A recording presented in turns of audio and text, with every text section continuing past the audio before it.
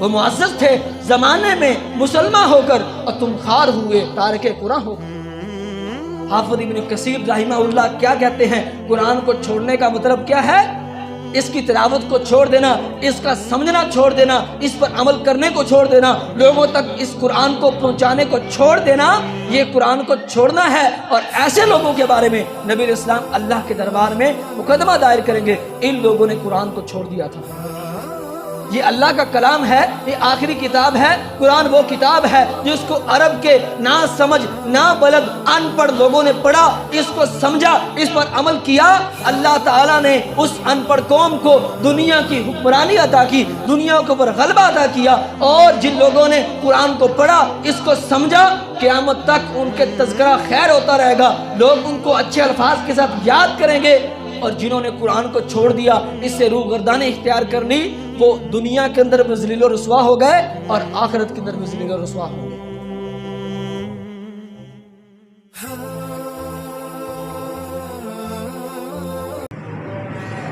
رمضان اور قرآن کا آپس میں بڑا گہرا تعلق ہے۔ رمضان اور قرآن کا یہ تعلق دو اعتبار سے۔ پہلا، قرآن مجید کا نزول رمضان کے مہینے کے اندر ہوا۔ اللہ رب العزت سورۃ البقرہ میں ارشاد فرماتے ہیں، شہر رمضان الذی انزل فیہ القرآن، رمضان کا وہ مہینہ جس میں قرآن نازل کیا گیا۔ اللہ رب العزت نے لوح محفوظ سے آسمان دنیا پر رمضان کے اندر ایک ہی بار میں قرآن مجید کو نازل فرمایا، اور پھر آسمان دنیا سے تھوڑا تھوڑا کر کے قرآن مجید نبی علیہ السلام پر نازل ہوتا رہا، اور یوں 23 سالوں میں قرآن مجید کا نزول مکمل ہوا۔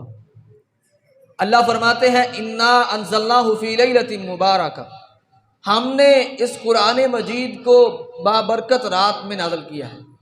اور اس رات کی مزید وضاحت سورۃ القدر کے اندر فرمائی، انا انزلناہ فی لیلۃ القدر، ہم نے قرآن کو لیلۃ القدر میں اتارا ہے۔ تو کیا بات معلوم ہوئی کہ قرآن مجید کا نزول لوح محفوظ سے آسمان دنیا کے اوپر یہ لیلۃ القدر کے اندر ہوا، جو رمضان کے اندر آنے والی ایک رات۔ تو قرآن اور رمضان کا تعلق اس اعتبار سے کہ قرآن مجید کا نزول رمضان کے مہینے میں ہوا۔ دوسرا، نبی کریم صلی اللہ علیہ وسلم اس مہینے میں قرآن مجید کی تلاوت بہت زیادہ کیا کرتے تھے۔ چنانچہ صحیح مسلم کے اندر حدیث موجود ہے کہ حضرت عبداللہ بن عباس فرماتے ہیں کہ جبریل امین علیہ السلام نبی علیہ السلام کے پاس رمضان کی ہر رات آتے، اور نبی علیہ السلام حضرت جبریل امین علیہ السلام کو قرآن مجید ان کے سامنے پڑھتے اور ان کو پڑھ کے سناتے۔ ہر رمضان میں، رمضان کی ہر رات جبریل امین نبی علیہ السلام کے پاس آتے، اور نبی علیہ السلام ان کو قرآن مجید پڑھ کے سنایا کرتے تھے۔ صحابہ کرام، تابعین اور ان کے بعد محدثین رمضان المبارک کے مہینے میں وہ قرآن مجید کی تلاوت کا بہت زیادہ اہتمام کیا کرتے تھے، کثرت کے ساتھ قرآن مجید کی تلاوت کیا کرتے تھے، اور یوں نبی علیہ السلام بھی قرآن مجید کا اہتمام کرتے ہیں۔ اور ایک طرف رمضان ہے، دن کے اندر روزہ ہوتا ہے، رات میں ہم تراویح کے اندر قرآن سنتے ہیں۔ جو رمضان اور قرآن کا تعلق ہمیں سکھاتے ہیں۔ قرآن مجید اللہ رب العزت کی آخری کتاب ہے، اللہ کا کلام۔ قرآن مجید کی تلاوت کے بے شمار فضائل کتاب و سنت کے اندر موجود ہیں۔ سیدنا عبداللہ بن مسعود رضی اللہ تعالیٰ عنہ بیان کرتے ہیں کہ رسول اللہ صلی اللہ علیہ وسلم نے ارشاد فرمایا، من قرأ حرفا من کتاب اللہ فلہ بہ حسنہ، جو اللہ کی کتاب قرآن مجید کا ایک حرف پڑھتا ہے، اللہ اس کے بدلے میں اسے ایک نیکی عطا فرماتے ہیں۔ وَالْحَسَنَةُ بِعَشْرِ أَمْثَالِهَا، اور جب بندہ ایک نیکی کرتا ہے تو اللہ ایک نیکی کا ثواب نہیں لکھتے بلکہ 10 نیکیوں کا ثواب لکھتے ہیں۔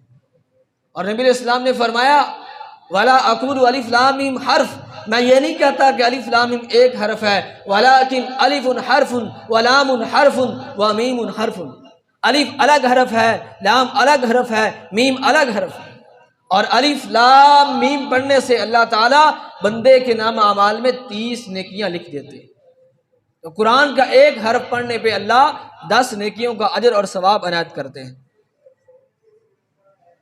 قرآن مجید پڑھنے والے کی مثال رسول اللہ نے بیان کی ہے، صحیح مسلم کے اندر حدیث موجود ہے، نبی علیہ الصلوۃ والسلام نے ارشاد فرمایا ایمان والا بندہ مومن جو قرآن مجید کی تلاوت کرتا ہے اس کی مثال مالٹے کی طرح ہے، جس کی خوشبو بھی بڑی عمدہ ہے اور اس کا ذائقہ بھی بڑا عمدہ ہے۔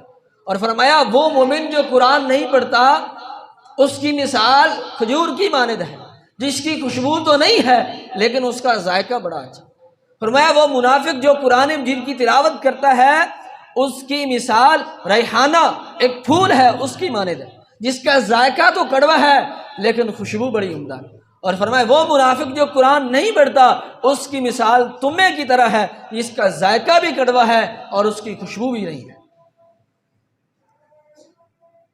اور اسی طرح نبی علیہ الصلوۃ والسلام نے ارشاد فرمایا، صحیح مسلم کے حدیث موجود ہے، عقبہ بن عامر رضی اللہ تعالیٰ عنہ بیان کرتے ہیں، فرمایا میرے صحابہ کیا تم یہ پسند نہیں کرتے کہ تم میں سے کوئی شخص صبح کو وادی بطحان یا وادی عقیق میں جائے اور وہاں سے 2 بڑی اعلیٰ نسل کے بڑے عمدہ اونچی کوہانوں والے اونٹ لے کر واپس آ جائے اور بغیر گناہ کے، بغیر قطع تعلقی کے، بغیر کسی نافرمانی کے اسے یہ حاصل ہو جائے؟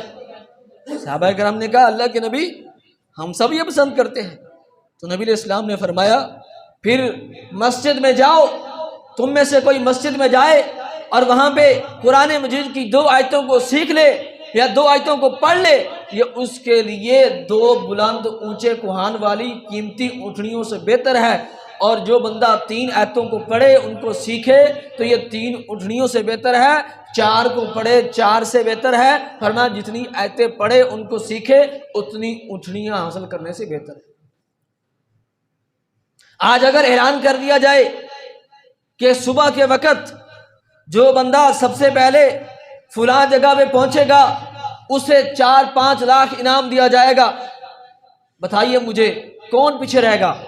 ہر بندے کی یہ کوشش ہوگی کہ سب سے پہلے وہ وہاں پر پہنچے اور اس انعام کو، اس پیسے کو، دولت کو حاصل کر لے۔ نبی علیہ السلام کیا بتا رہے ہیں؟ فرمایا صبح کو جو بندہ مسجد میں آئے قرآن مجید کو پڑھے تو یہ اس کے لیے یہ ان قیمتی اونٹنیوں سے بہتر ہے، یہ 4-5 لاکھ مل جانے سے بہتر ہے قرآن مجید کی 2 آیتوں کو سیکھ لینا۔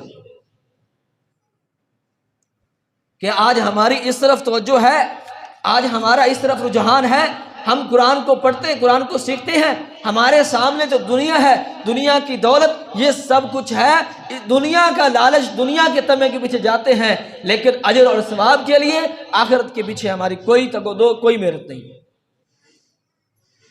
قرآن مجید کی تلاوت جہاں پہ کی جاتی ہے وہاں سکینت نازل ہوتی ہے۔ حضرت اسید بن حضیر رضی اللہ تعالیٰ عنہ بیان کرتے ہیں کہ میں اپنے کھیت کھلیان میں قرآن مجید کی تلاوت کر رہا تھا رات کو، ادھر میں نے قرآن مجید کی تلاوت شروع کی، ادھر تھوڑے فاصلے پہ جو میرا گھوڑا باندھا ہوا تھا اس نے بدکنا شروع کر دیا۔ میں نے گھوڑے کو دیکھا اور پھر قرآن مجید کی تلاوت شروع کر دی، پھر میرے گھوڑے نے بدکنا شروع کر دیا، پھر میں نے اس کی طرف دیکھا، پھر قرآن کی تلاوت شروع کر دی، پھر میرے گھوڑے نے بدکنا شروع کر دیا۔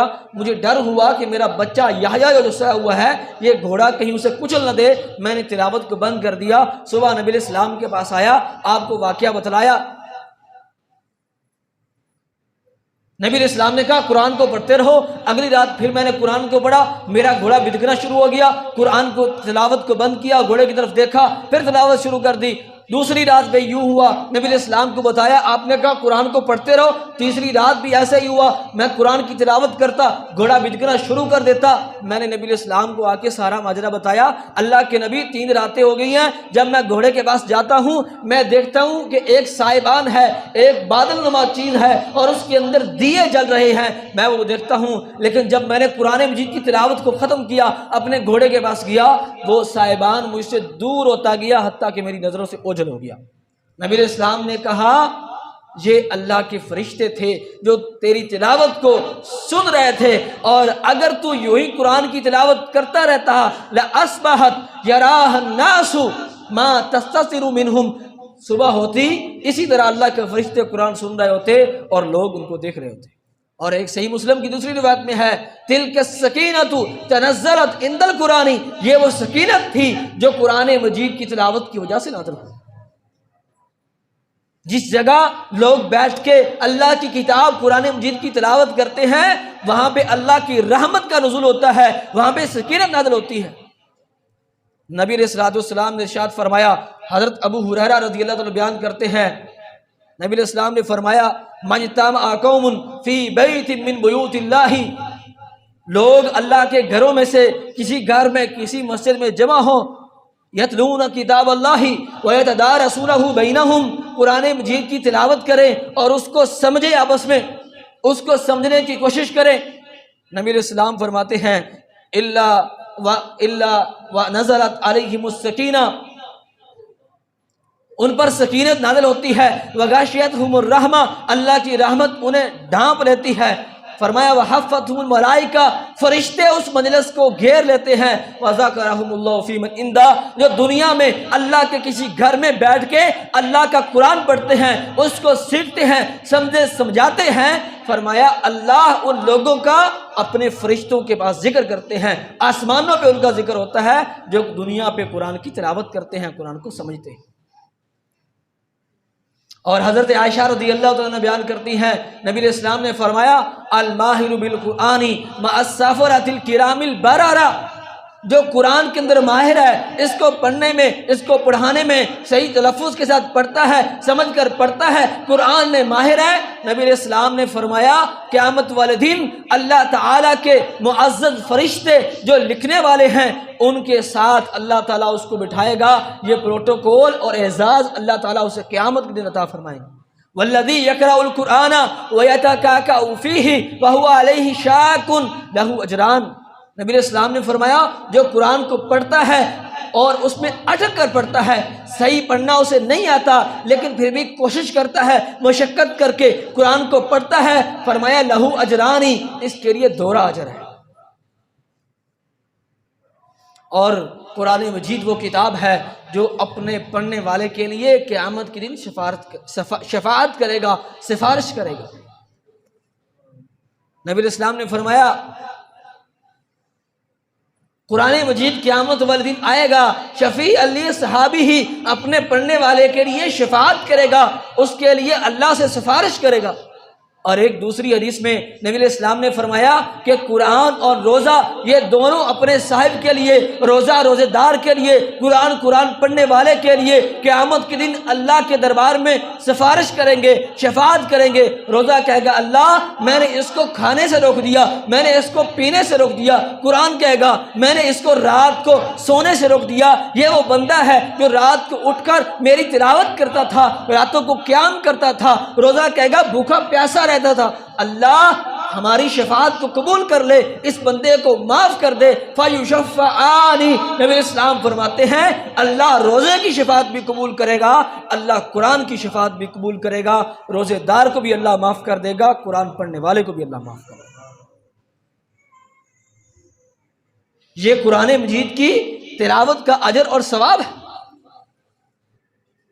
لیکن جہاں اس کے اجر اور ثواب ہیں، اللہ کی یہ آخری کتاب ہے لا ریب فی، جس میں کوئی شک نہیں، ھدی للمتقین، جو ہدایت کا سر چشمہ ہے، جس میں ہدایت کے دلائل موجود ہیں، برہان ہیں۔ اس کے کچھ حق ہیں ہمارے اوپر جو ہم نے پورے کرنے ہیں۔ قرآن مجید کا پہلا حق ہم پر یہ ہے کہ ہم اس پر ایمان لائیں، قرآن پر ایمان لانے کا مطلب کیا ہے کہ ہم اس بات کے اوپر یقین کریں کہ یہ اللہ کی کتاب ہے جو اللہ کی طرف سے نازل کردہ ہے، اللہ کا کلام ہے، جبریل امین کے ذریعے نبی علیہ السلام کے اوپر نازل ہوئی ہے، اللہ کی آخری کتاب ہے، یہ حق اور سچ ہے، اس پر ایمان لائیں، پھر اپنے دل کے اندر اس کے اوپر یقین پیدا کریں۔ وَإِنَّهُ لَتَنزِيلُ رَبِّ الْعَالَمِينَ نَزَلَ بِهِ الرُّوحُ الْأَمِينُ عَلَىٰ قَلْبِكَ لِتَكُونَ مِنَ الْمُنذِرِينَ، یہ اللہ کی طرف سے نازل کردہ ہے، اس بات کے اوپر یقین اور ایمان لائیں۔ قرآن کا دوسرا حق ہم پر یہ ہے کہ ہم قرآن مجید کی تلاوت کریں۔ اتلو ما اوحی الیک من الکتاب واقم الصلاۃ، اللہ فرماتے ہیں کہ قرآن کی تلاوت کرو، اور دوسری جگہ فرمایا وَاتْلُ مَا أُوحِيَ إِلَيْكَ مِنْ كِتَابِ رَبِّكَ لَا مُبَدِّلَ لِكَلِمَاتِهِ، اپنے رب کے قرآن کو اس کتاب کی تلاوت کرو، اس کو پڑھو۔ اور قرآن مجید کی تلاوت کرنے والے کون ہیں؟ الَّذِينَ آتَيْنَاهُمُ الْكِتَابَ يَتْلُونَهُ، جن کو اللہ فرماتے ہیں ہم نے کتاب دی ہے، وہ اس کو پڑھتے ہیں۔ یتلون حق تلاوتی ہی، اس کی تلاوت کا جس طرح حق ہے وہ اس طرح اس کی تلاوت کرتے ہیں۔ اولئک یؤمنون بہ، جو قرآن پڑھتے ہیں وہ کون ہے؟ وہ مومن ہیں، مومن ہی قرآن کو پڑھنے والے ہیں۔ قرآن مجید کی تلاوت کا روزانہ معمول بنایا جائے۔ زیادہ سے زیادہ فرمایا قرآن مجید کو 3 دنوں کے اندر ختم کرو۔ زیادہ سے زیادہ آپ تلاوت کر سکتے ہیں، 10 پارے ایک دن میں، 10 پارے اگلے دن میں، 10 پارے اس سے اگلے دن میں، 3 دنوں میں قرآن ختم کرو۔ کم سے کم 10 آیتیں پڑھ لیں، جتنی مرضی پڑھ لیں۔ نبی اسلام نے فرمایا من قام بعشر آیات لم یکتب من الغافلین، جو رات کو 10 آیتوں کے ساتھ قیام کرتا ہے، قرآن پڑھتا ہے 10 آیتیں، اللہ اس کو کبھی غافلوں میں شامل نہیں ہونے دیں گے۔ اور فرمایا جو 100 آیتیں پڑھتا ہے وہ اللہ کے فرما بردار لوگوں میں لکھا جاتا ہے، اور فرمایا جو 1000 آیتوں کا ساتھ قیام کرتا ہے، ان کو پڑھتا ہے، تو فرمایا کتب من المقنطرین، وہ خزانے سمیٹنے والوں کے اندر شامل ہو جاتا ہے۔ قرآن مجید کو پڑھیں اور اس کو ٹھہر ٹھہر کر پڑھیں۔ وَرَتِّلِ الْقُرْآنَ تَرْتِيلًا، اور قرآن مجید کو اچھی خوبصورت آواز کے ساتھ پڑھیں۔ زَيِّنُوا الْقُرْآنَ بِأَصْوَاتِكُمْ، نبی علیہ السلام نے فرمایا قرآن کو اپنی آوازوں کے ساتھ مزین کرو، خوبصورت کر کے پڑھا کرو۔ قرآن مجید کے اوپر ایمان لانے اور اس کی تلاوت کرنے کے بعد تیسرا حق ہم پر جو ہے قرآن کا، وہ یہ ہے کہ ہم قرآن مجید کو سمجھیں۔ قرآن مجید کو اللہ نے سمجھنے کے لیے نازل کیا ہے۔ کذالک نفصل الآیات لقوم یتفکرون، اللہ فرماتے ہیں ہم آیات کو کھول کر بیان کرتے ہیں ان لوگوں کے لیے جو غور و فکر کرتے ہیں۔ وَأَنزَلْنَا إِلَيْكَ الذِّكْرَ لِتُبَيِّنَ لِلنَّاسِ مَا نُزِّلَ إِلَيْهِمْ، ہم نے آپ کی طرف اس ذکر کو، قرآن کو نازل کیا ہے تاکہ لوگوں کے سامنے آپ کھول کر بیان کر دیں کہ ان کی طرف کیا نازل کیا گیا۔ اور اللہ تعالیٰ فرماتے ہیں اِنَّا جَعَلْنَاهُ قُرْآنًا عَرَبِيًّا لَعَلَّكُمْ تَعْقِلُونَ، ہم نے قرآن کو عربی اس لیے بنایا تاکہ تم اسے سمجھ لو، سمجھو قرآن کو۔ اور جو لوگ قرآن کو نہیں سمجھتے، اس کے اوپر غور و فکر نہیں کرتے، اس کے احکامات کو نہیں سیکھتے، ان کے بارے میں اللہ فرماتے ہیں افلا یتدبرون القرآن ام علی قلوب اقفالها، یہ قرآن کو کیوں نہیں سمجھتے، اس پر غور و فکر کیوں نہیں کرتے، یا ان کے دلوں کے اوپر تالے لگ چکے ہیں۔ اور حضرت عبداللہ بن مسعود رضی اللہ تعالیٰ عنہ بیان کرتے ہیں کہ ہم میں سے کوئی بھی آدمی اذا تعلم 10 آیات، جب وہ 10 آیتیں سیکھتا، لم یجاوزہن حتی یعلم معانیہن والعمل بہن، فرماتے ہم میں سے صحابہ کرام کی روٹین کیا تھی، ان کی ترتیب کیا تھی، 10 آیتیں سیکھتے اور رک جاتے جب تک ان کے معنی کو نہیں سمجھتے، ان کا مفہوم نہ سمجھتے اور ان کے اوپر عمل نہ کر لیتے، اس وقت تک آگے نہیں بڑھتے تھے۔ آج ہم نے قرآن مجید کو کس چیز کا ذریعہ بنا لیا؟ قرآن مجید اللہ نے سمجھنے کے لیے نازل کیا ہے، اس کو پڑھا جائے، اس کو سمجھا جائے۔ یہ قرآن مجید کوئی طوطے کی طرح رٹے رٹائے الفاظ پڑھنے کے لیے، برکت کے لیے دکان کے اندر اس کی آیات پڑھ لینا اور ان کو لٹکا دینا، کسی بھی کاروبار کے آغاز میں، کسی بھی کام کے آغاز میں تلاوت کروا دینا اور اس کے تعویذ بنا کے گلے میں لٹکا لینا، اس کے لیے اللہ نے قرآن نازل نہیں کیا۔ اللہ نے قرآن کس لیے نازل کیا تھا؟ لِيَدَّبَّرُوا آیَاتِهِ، اس کی آیات پر تدبر کرو، غور و فکر کرو، اس کو سمجھو، قرآن کو سمجھ کر پڑھو۔ اللہ نے اس لیے قرآن کو نازل فرمایا۔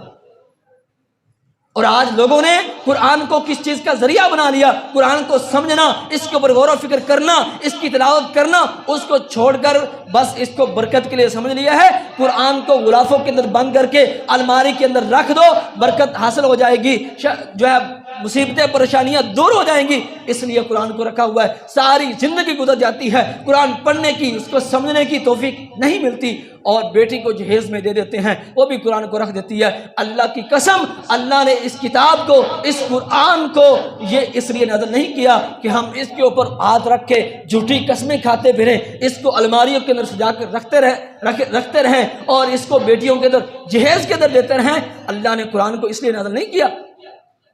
یہ قرآن تو ہدایت کا سرچشمہ ہے، اس کے اندر جو ہے یہ زندگی گزارنے کے رہنما اصول اللہ نے بیان کیے ہیں۔ قرآن پر عمل کرنا ہے، اس کے احکامات کو سیکھنا ہے اور اس کے مطابق زندگی گزارنی ہے۔ یہ قرآن کا ہم پر چوتھا حق، اور پانچواں حق یہ ہے کہ ہم قرآن مجید کو جس طرح اس کو پڑھیں، اس کو سمجھیں، اس کو لوگوں تک پہنچا دیں۔ وَهَذَا بَلَاغٌ لِلنَّاسِ وَلِيُنذَرُوا بِهِ، یہ لوگوں تک پہنچانا ہے، اس کو لوگوں تک پہنچائیں۔ اور نبی علیہ السلام کو اللہ تعالیٰ نے فرمایا کہ اگر آپ قرآن کو آگے نہیں پہنچائیں گے تو آپ نے رسالت کا حق ہی ادا نہیں کیا۔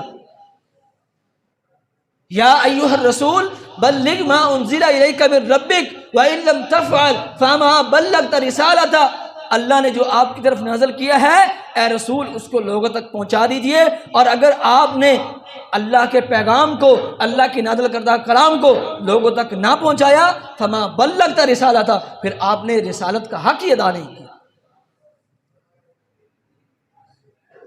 آج ہم نے قرآن مجید کو چھوڑ دیا، قرآن سے روگردانی اختیار کر لی ہے۔ کسی نے اس کو کھانے کا بہانہ بنا لیا، کسی نے اس کو برکت کے لیے رکھ لیا، حالانکہ یہ قرآن کتنی عظیم کتاب تھی۔ یہ اللہ کا کلام ہے، یہ آخری کتاب ہے۔ قرآن وہ کتاب ہے جو اس کو عرب کے نا سمجھ، نا بلد، ان پڑھ لوگوں نے پڑھا، اس کو سمجھا، اس پر عمل کیا۔ اللہ تعالیٰ نے اس ان پڑھ قوم کو دنیا کی حکمرانی عطا کی، دنیا کے اوپر غلبہ عطا کیا، اور جن لوگوں نے قرآن کو پڑھا، اس کو سمجھا، قیامت تک ان کے تذکرہ خیر ہوتا رہے گا، لوگ ان کو اچھے الفاظ کے ساتھ یاد کریں گے۔ اور جنہوں نے قرآن کو چھوڑ دیا، اس سے روگردانی اختیار کر لی، وہ دنیا کے اندر بھی ذلیل و رسوا ہو گئے اور آخرت کے اندر بھی ذلیل و رسوا ہوں گے۔ آج مسلمانوں کے اوپر ذلت اور رسوائی جو مسلط ہے، اس کی وجہ قرآن سے روگردانی ہے، اس کو نہ سمجھنا، اس کو نہ پڑھنا اور اس کے اوپر عمل نہ کرنا، یہ امت مسلمہ کی ذلت کی سب سے بڑی وجہ ہے۔ آج بھی اگر مسلمان قرآن کو سمجھنا شروع کر دے، اس کے اوپر عمل شروع کر دیں، اللہ تعالیٰ وہی اس سے دوبارہ عطا کر دے۔ وہ معزز تھے زمانے میں مسلمان ہو کر، اور تم خوار ہوئے تارک قرآن ہو کر۔ نبی علیہ السلام نے فرمایا القرآن حجت لک او علیک، قرآن یا تو قیامت والے دن تیرے لیے اللہ کے سامنے شفاعت کرے گا، سفارش کرے گا، تیرے جنت میں جانے کا ذریعہ بن جائے گا، یا پھر تیرے خلاف اللہ کے دربار میں گواہی دے گا۔ وقال الرسول یا ربی انا قوم اتخذوا ھذا القرآن مہجورا، رسول کہیں گے نبی علیہ السلام قیامت والے دن ایسے لوگوں کے بارے میں شفاعت تو دور کی بات ہے، اللہ کے دربار میں مقدمہ دائر کریں گے۔ اللہ کے نبی کہیں گے اے میرے اللہ، میری قوم نے میرے قرآن کو چھوڑ دیا تھا۔ حافظ ابن کثیر رحمہ اللہ کیا کہتے ہیں؟ قرآن کو چھوڑنے کا مطلب کیا ہے؟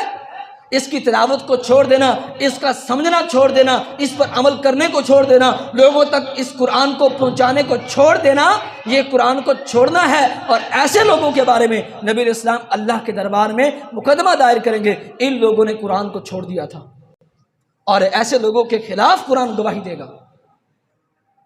آج ہم کن لوگوں کے در کھڑے ہیں؟ کیا ہمیں یقین ہے کہ قرآن ہمارے بارے میں قیامت والے دن گواہی دے گا یا ہمارے خلاف گواہی دے گا؟ جن لوگوں نے کبھی قرآن کو پڑھا نہیں ہے، قرآن پڑھنا نہیں آتا، سمجھنا تو دور کی بات ہے، قرآن پڑھنا نہیں آتا، وہ سوچ لیں کہ قرآن ان کے بارے میں گواہی دے گا یا ان کے خلاف گواہی دے گا۔ قرآن مجید یہ رٹے رٹائے الفاظ، یہ قرآن کا حق نہیں ہے۔ آج ہم نے قرآن کی بے قدری کی ہے، اس کا حق ادا نہیں کیا، نہ اس کو پڑھا نہ اس کو سمجھا۔ اور قرآن یہ اللہ سے محبت کی دلیل ہے۔ جس کو کسی سے محبت ہوتی ہے نا، وہ اس کی بات کو سمجھتا ہے، اس کے اوپر عمل کرتا ہے۔ جو بندہ جتنا قرآن کو پڑھتا ہے، اس کے اوپر چلتا ہے، اس کا مطلب اس سے اللہ تعالیٰ کے ساتھ اسے اتنی ہی محبت ہے۔ اور جو قرآن کو پڑھتا نہیں ہے، اس کو سمجھتا نہیں ہے، لاکھ دعوے کرے اللہ سے محبت کے، اللہ کے رسول سے محبت کے، اپنے دعووں کے اندر جھوٹا ہے۔ جب وہ اللہ کے کلام کو پڑھتا نہیں ہے، اللہ کے کلام کو سمجھتا نہیں ہے، اس پر عمل نہیں کرتا، اسے اللہ سے محبت نہیں ہے۔ اگر اللہ سے محبت ہوتی، اللہ کے قرآن کو، اللہ کے کلام کو سمجھتا، اس پر عمل کرتا۔